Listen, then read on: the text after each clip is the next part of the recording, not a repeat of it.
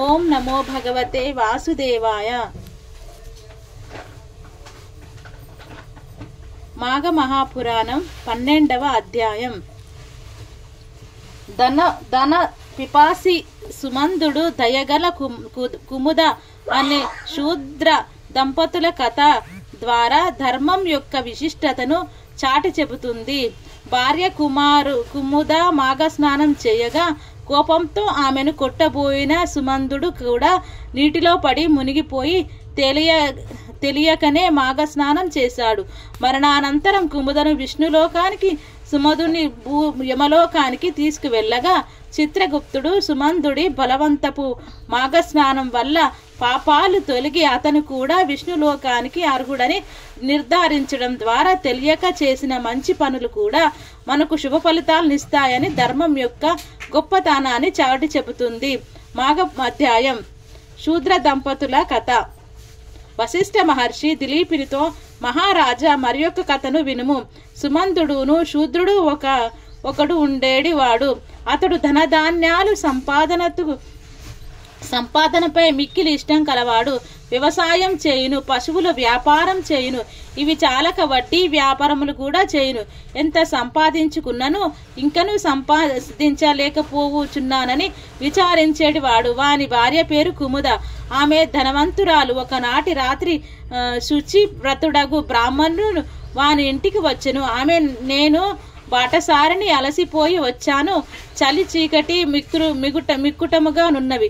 ఈ రాత్రికి నీ ఇంట పడుకుని అవకాశం ఇమ్ము, ఉదయముననే వెళ్ళిపోతానని ఇంటినున్న కుముదను అడిగెను. ఆమెయు అతని స్థితిని జాలిపడి అంగీకరించెను. ఆమె అదృష్టమో ఆ బ్రాహ్మణి అదృష్టమో యజమాని అయిన సుమనందుడు వడ్డీని తీసుకొనుటకై గ్రామానంతరమును పోయెను. కుముద ఆ బ్రాహ్మణునకు గొడ్ల చావిడిలో ఒక చోట బాగు చేసి కంబలి మున్నగు వానినిచ్చి పాలను కూడా కాచి ఇచ్చెను. ఆ బ్రాహ్మణుడు ప్రాతకాలమున లేచి హరినామ స్మరణం చేయుచు శ్రీహరి కీర్తనలు పాడుచుండెను. కుముద, ఓయి, నీవు ఎచటి నుండి వచ్చుచున్నావు, ఎచటికి పోవుచున్నావని అడిగెను.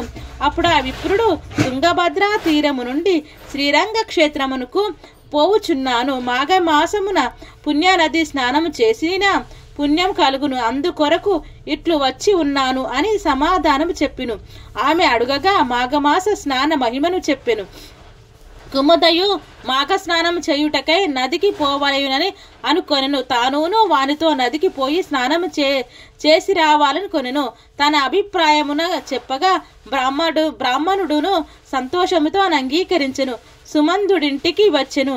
కుముద నదీ స్నానంకు పోవుచుంచుటని భర్తకు చెప్పెను. సుమందుడు, నదీ స్నానం వలదు, అనారోగ్యం కలుగును, పూజకు అనారోగ్యమునకు ధన వ్యాయమగును వలదు అని అడ్డగించెను. కుముద భర్తకు తెలియకుండా బ్రాహ్మణునితో నదీ స్నానముకు పోయెను. సుమందుడు భార్యను వెంబడించి నదికి పోయి నదిలో స్నానము చేయుచున్న ఆమెను కొట్టబోయి నదిలో పడి శరీరము తడుపుకొనెను. ఈ విధముగా ఆ దంపతులకు మాఘమాస నదీ స్నానమైనది. పుణ్యం కూడా కలిగినది. సుమందుడు భార్యను తిట్టుచు కొట్టుచు ఇంటికి తీసుకుని వచ్చెను. ఆ బ్రాహ్మణుడు స్నానము చేసి దేవతా అర్చన చేసుకొని తన దారినే పోయెను. కొంతకాలముకు సుమందుడు వాని భార్యయు మరణించిరి. యమభటులు వారిని యమలోకమునకు కొనిపోయిరి. ఈ లోపున శ్రీ విష్ణు దూతలు విమానంపై వచ్చి కుముదని విమానమును ఎక్కించి ఆమె భర్తను యమభటులకు విడిచిరి. అప్పుడు ఆమె, విష్ణుదూతలారా, నా మాటను వినుము. నా భర్త చేసిన పాపములకు ప్రతిఫలముగా యమలోకమునకు తీసుకొని పోవుచున్నాడు. అతని భార్య అయిన నేనును అతనికి భయపడి ఎటువంటి పుణ్యకార్యములు చేయలేదు. అందువలన నేనును నా భర్తతో పాటు యమలోకమునకు పోవలసి ఉన్నది. మరి నన్ను విష్ణులోకమునకు పొగొనిపోవుచున్నారని అడిగాను. అప్పుడు విష్ణుదూతలు, అమ్మా, నీవు దుష్టుని భార్యవై వాని సహధర్మచారిణిగా నరకములను పోవలసి ఉన్నను. నీ భర్త దుష్కార్యములతో నీకెట్టి సంబంధమూ లేదు. నీ భర్త చేయు చెడు పనులు నీకిష్టము కాకున్నను భయము వలన గాని పతిభక్తి వలన గాని నీ భర్తకు ఎదురు చెప్పలేదు, కాని మనస్సులో వాని పనులను నీవు వ్యతిరేకితివి. ఇందువలన నీవు పాపివి కావు. ఇంతేగాక మాఘమాస స్నానము కూడా మనపూర్వకముగా భక్తితో చేసితివి, కావున నీవు పుణ్యము నొందితివి.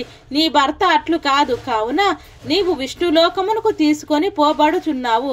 నీ భర్త తన దుష్కర్మలకు తగినట్లుగా యమలోకనకు పోవునని పలికెను.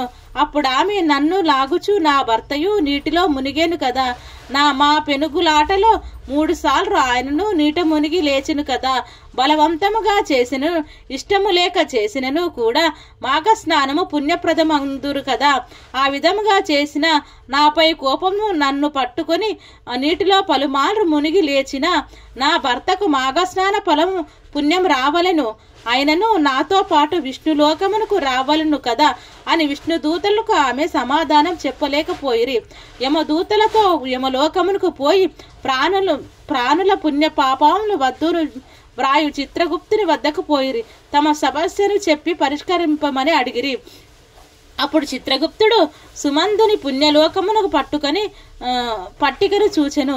సుమందుడుని పట్టికలో అన్నియును పాపములే, కాని మాఘమాసమున నదిలో స్నానం చేయుచున్న భార్యను కోపంతో కొట్టుపోయిన నది జలము పడుట, నీటిలో మునుగుచున్న ఆమెను పట్టుకొని తీరముకు తీసుకొని రావాలనని ప్రయత్నమున నీటిలో పలుమార్లు మునిగి తేలుట వలన ఇతడు ఇష్టం లేకున్నను బలవంతముగా మాఘమాసమున నదిలో పలుమార్లు మునుగుటచే ఇతని పాపములు పోయి విష్ణులోక ప్రాప్తిని పొందవలసి ఉన్నదని నిర్ణయించును. విష్ణుదూతలు కుముద తెలివితేటలకు ఆశ్చర్యపడిరి. కుముదను ఆమె భర్తను విష్ణులోకమునకు కొనిపోయిరి. రాజా, బలవంతముగా నొక్కమారు చేసిన మాఘమాస స్నానమునకు ఫలముగా పూర్వము చేసిన పాపములన్నీ విష్ణులోకమున చేరు వచ్చిన దన్నచో మాఘమాసమంతయు నదీ స్నానము చేసి ఇష్టదేవతార్చనము చేసి మాఘ పురాణమును చదువుకొని యథాశక్తి దానమును చేసిన వారికి పుణ్యమెంతయుండునో ఆలోచింపుము. మానవుడు తెలిసి కాని తెలియక కాని బలవంతముగా దుష్కార్యములు చేసి పాపము నందును, అట్లే పై విధముగా చేసిన సత్కార్యములు పుణ్యమునిచ్చును. వివరింపగా కర్మ పరంపరాగతమైన మానవ జన్మ దుఃఖ భయిష్టము పాపబహులము. ఇట్టి వారికి చెడు కార్యముల యందు ఆసక్తి లేదా చెడు పనులు చేయు వారితో సాంగత్యం కలగటం సహజం, తప్పనిసరి. అయినా పాప కార్యములకు దూరం కాలేని వారు సత్సంగత్యమును పొందవలెను. అది సాధ్యము కానిచో సత్కార్యములు చేయు వారితో కలియుటకు ప్రయత్నింపవలెను. తన పనులను 100 ఆయనను వదిలి మాఘమాస స్నానము చేయవలను. అట్లు కాక స్నానము, పూజ, దానము లేక కేవలం ప్రాణయాత్ర నడిపిన అదముడు నరకమును చేరును. మాఘమాసమున ఒక దినమైనను స్నానము, పూజ, పురాణ శ్రవణం, దానము యథాశక్తిగా పాటించిన వాడు పైన చెప్పిన కుముద సుమందుల వలె విష్ణులోకమును పొందుదురు. మాఘమాసమున ప్రయాగలో స్నానం మున్నగునవి చేసిన వారికి పునర్జన్మ ఉండదు, వానికి మోక్షం కలుగును. ప్రయాగయందే కాక మాఘమాసమున కావేరి, కృష్ణవేణి, నర్మద, తుంగభద్ర, సరస్వతి, గోకర్ణ, ప్రభాస, కోనభద్ర, గౌతమి ఇత్యాది నదుల యందు స్నానము చేసినను కూడా ఇంతటి పుణ్యమే కలుగును.